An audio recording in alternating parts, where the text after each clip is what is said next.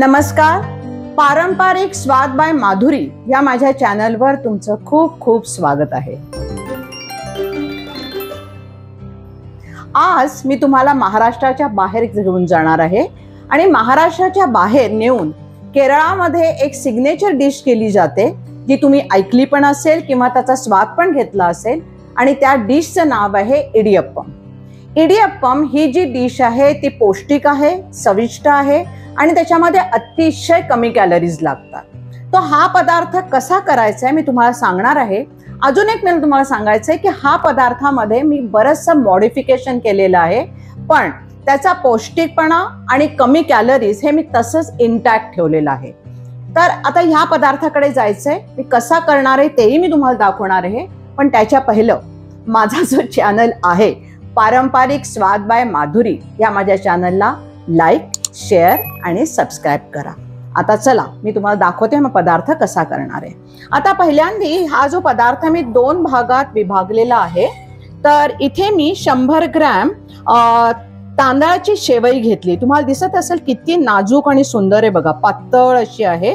आणि ही जी शेवई आहे ती नंतर मी पाणी हे उकळत ठेवणार आहे. हे पिण्याचं पाणी मी घेतलंय.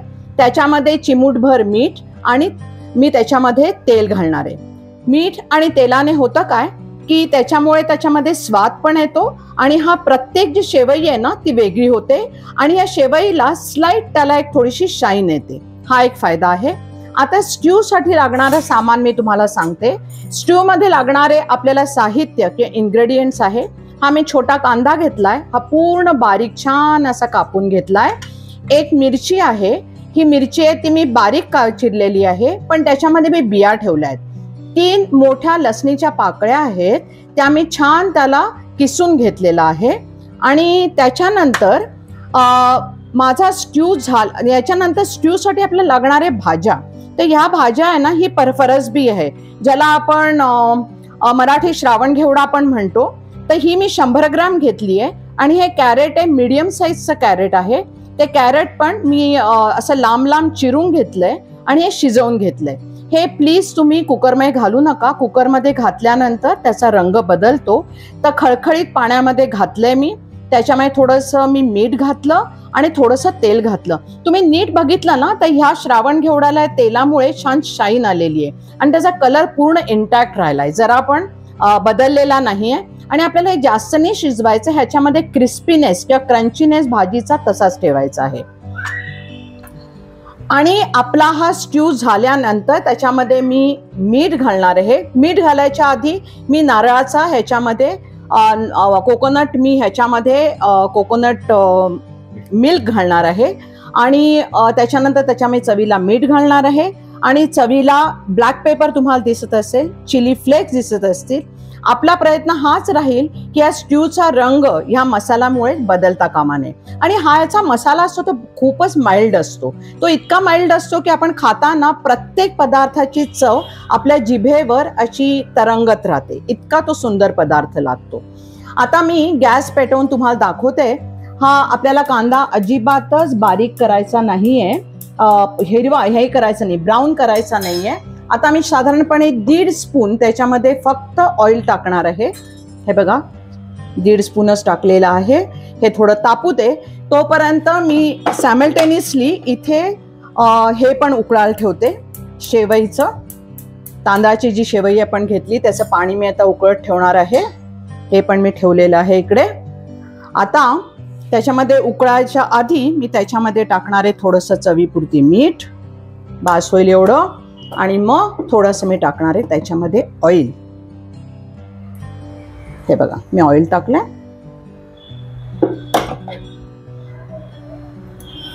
आता हा कांदा छान चुरचुरायला लागलेला आहे. हा जास्त जसं मी सांगितलं ब्राऊन नाही करायचा आहे. आपल्याला स्ट्यूची जो रंग आहे तो आपल्याला तसाच ठेवायचा आहे, तो बदलता कामा नये.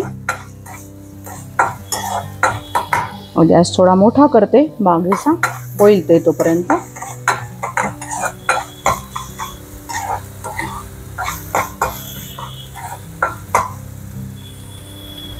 आता त्याच्यामध्ये घालून घेते मी लसूण. लसणीचा पण रंग बदलता कामा नये, पण लसणीला थोडा शिजायला वेळ लागतो म्हणून मिरचीच्या आधी मी लसणीला टाकते आहे. हा मस्त वास यायला लागलाय कांदा आणि लसणीचा. खूपच सुंदर वास सुटलाय, पूर्ण सुगंध असा पूर्ण स्वयंपाकघरात दरवळतोय. आता मी ह्याच्यामध्ये टाकते हिरवी मिरची. छान हिरवी मिरची आपण परतवून घेऊ. आता याचा संमिश्र वास सुवास फार सुंदर पसरलेला आहे आणि हे सगळं आता एकत्र शिजलं गेलेलं आहे. ठीक आहे, आता मी थोडा गॅस कमी करते, अजून थोडा गॅस कमी केला. आता मी ह्याच्यामध्ये टाकते आहे नारळाचं दूध. हे नारळाचं जे मिल्क आहे ना ते मी टाकणार आहे आणि याची कन्सिस्टन्सी खूप थिक असते, तर मी ह्याच्यामध्ये पाण्याचा उपयोग करणार आहे. तुम्ही पाण्याचा उपयोग कमी अधिक करू शकता, तुम्हाला जशी भाजीची दाटपणा किंवा कन्सिस्टन्सी लागते ना त्याप्रमाणे तुम्ही त्याचं करू शकता. तर आता मी ह्याच्यामध्ये घालणार आहे पाणी. त्याच्या आधी मी भाजी घालते, म्हणजे भाजी ह्याच्याबरोबर छान ह्याच्यामध्ये छान मिक्स होईल या ग्रेव्हीमध्ये. आता मी ह्याच्यामध्ये थोडं टाकते पाणी आणि पाणी टाकल्यानंतर मी त्याच्यामध्ये मीठ, ब्लॅक पेपर आणि चिली फ्लेक्स टाकणार आहे. एवढं पाणी पुष्कळ होईल त्याला. आता मी पाव चमचा त्याच्यामध्ये ब्लॅक पेपर टाकलेला आहे आणि साधारणपणे अर्धा चमचा मी चिली फ्लेक टाकले. हे दोन्ही टीस्पूनचं प्रमाण आहे आणि आता त्याला खळखळीत उकळी काढून घेणार आहे, कारण हा जो ब्लॅक पेपर आहे, चिली फ्लेक्स आहे, कांदा, लसूण आणि मिरची घातली ती छान त्या भाजीमध्ये मिक्स व्हायला पाहिजे. आता इथे पण हळूहळू उकळी यायला लागलेली आहे. ती खळखळीत उकळी आली की मी त्याच्यामध्ये अजून यायची आहे. मी थोडा गॅस आता मोठा करतोय तोपर्यंत. हे बघा इथे पण छान उकळायला लागलेला आहे, छान उकळी आली ह्याला आणि छान ह्याचा अरोमा किंवा सुगंध सगळ्या किचनमध्ये पसरलेला आहे. भाजी, त्याच्यानंतर नारळाचं दूध, त्याच्यानंतर मसाले, ब्लॅक पेपर आणि चिली फ्लेक्स असा छान सुगंध ह्याच्यामध्ये पसरला आहे. आता एवढी कन्सिस्टन्सी आणि हे तयार झाली भाजी. आता मी हे गॅस बंद करते. आता हे बघा आपला स्ट्यू आपण छान आता खळखळत उकळून घेतलेला आहे आणि सर्विंग बाउलमध्ये मी कढईमधनं काढलेला आहे. आणि आता तुम्हाला या बाउलमध्ये थोडा मसाला दिसत असेल. दालचिनीचा छोटा तुकडा आहे, त्याच्यानंतर इथे लवंग आहे आणि इथे वेलची आहे. आता ह्याची टेस्ट एन्हान्स करण्यासाठी मी अजून एक मॉडिफिकेशन करते. आता ह्या कढईमध्ये मी तूप घालणार आहे आणि तूप घालून तूप चांगलं गरम झालं की हे तिन्ही मसाले पूर्णच्या पूर्ण अखंड ह्यात टाकणार आहे आणि छान त्याचा तडतड असा आवाज आला. आता मी थोडा गॅस मोठा करते की मग ह्याच्यामध्ये या स्ट्यूमध्ये मिक्स होणार आहे.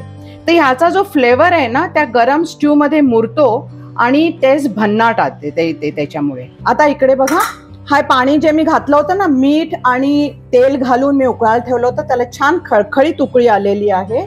आता मी ह्याच्यामध्ये मी शेवया घालते आहे आणि ह्या आपल्या पूर्ण शेवया शिजेपर्यंत हे आपण असं उकळणार आहे. आणि मग पुढे मी काय करते मी तुम्हाला दाखवणारच आहे. ते हे छान आता पाण्यामध्ये मिक्स होऊ दे.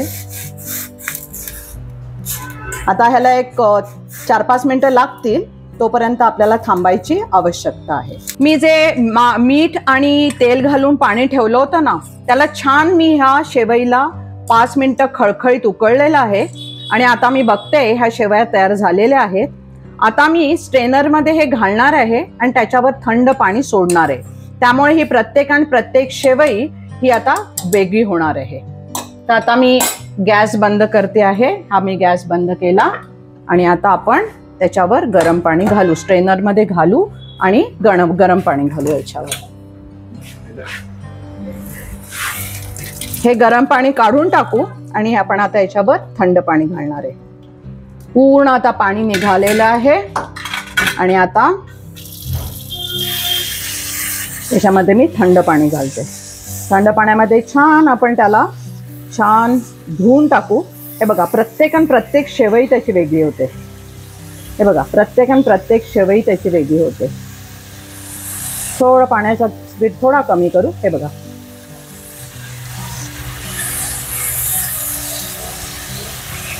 बस जरा मग थंड झाल्या शेवया आता ह्या मी थोड्या भांड्यामध्ये ठेवते आणि त्याचा पूर्ण पाण्याचा निचरा करून मी प्लेटिंग करून तुम्हाला ही डिश कशी दिसते ते मी आता दाखवणारच आहे. हे बघा आपल्या शेवया तयार झाल्या आहेत. त्याचा प्रत्येक दाणा वेगळा झाला. मी हाताने दाखवते. हे बघा पूर्ण दाणा वेगळा झालेला आहे ह्याचा. हे बघा पूर्ण वेगळा झालेला आहे हा दाणा. प्रत्येक शेवई एकमेकांपासून वेगळी झालेली आहे. तुम्हाला दिसत असेल पूर्ण मोकळी झालेली आहे. कुठेही त्याचा गोळा किंवा गिचका झाला नाहीये. आणि हा आपण केलेला स्ट्यू, हे जे मी प्रमाण दाखवलंय ते 4 लोकांसाठी व्यवस्थित होऊन जातं. आणि मी आता तुम्हाला दाखवते की कसं खायचं असतं. तर आपल्याला ह्याच्यामध्ये शेवई घालायची आहे. अशी शेवई घालायची, घातली आणि मग ह्याच्यामध्ये आपल्याला घालायचंय हा स्ट्यू, व्हेजिटेबल स्ट्यू, ज्याला ते व्हेजिटेबल स्ट्यू म्हणतात किंवा आपण व्हेजिटेबल स्ट्यूज म्हणतो, ते ह्याच्यामध्ये घालायचंय. अजून पाहिजे तर त्याच्यामध्ये थोडंसं नारळाचं दूध तुम्ही घालू शकता. तर ही आता डिश खाण्यासाठी तयार आहे. ही जी डिश आहे छान आता खाण्यासाठी तयार आहे. खाली मी शेवई घातली आहे, त्याच्यावर स्ट्यू घातलाय आणि ही पूर्ण शेवई आहे तो स्ट्यूला पूर्णपणे शोषून घेते किंवा सोक करते आणि सोक केल्यावर हा पदार्थ अत्यंत चविष्ट लागतोय. तर हा एक रुचीपालट म्हणून तुम्हाला आणि एक पौष्टिक आणि कमी कॅलरीज वाला असा पदार्थ मी आज तुम्हाला शिकवला आहे. तुम्ही रुचीपालट म्हणून नाश्त्याला करू शकता. रात्री हलकं फुलकं जेवण हवं असेल तर त्यासाठी करू शकता. तर हा पदार्थ तुम्ही अवश्य करा. तुम्हाला कसा वाटतोय तो अवश्य मला कळवा. आणि माझा जो चॅनल आहे पारंपरिक स्वाद बाय माधुरी, या माझ्या चॅनलला लाईक, शेअर आणि सबस्क्राईब करायला विसरू नका. सबस्क्राईबच्या बटणाशेजारी जे बेल आयकॉन आहे ते दाबा. त्यातला ऑल हा पर्याय निवडा. म्हणजे प्रत्येक शुक्रवारी जेव्हा मी नवा पदार्थ अपलोड करते तुम्हाला इमिजिएटली त्याचं नोटिफिकेशन मिळेल. तुम्ही तो पाहू शकाल, करू शकाल आणि त्याचा आनंद पण घेऊ शकाल. तर पुढच्या शुक्रवारपर्यंत नमस्कार, धन्यवाद.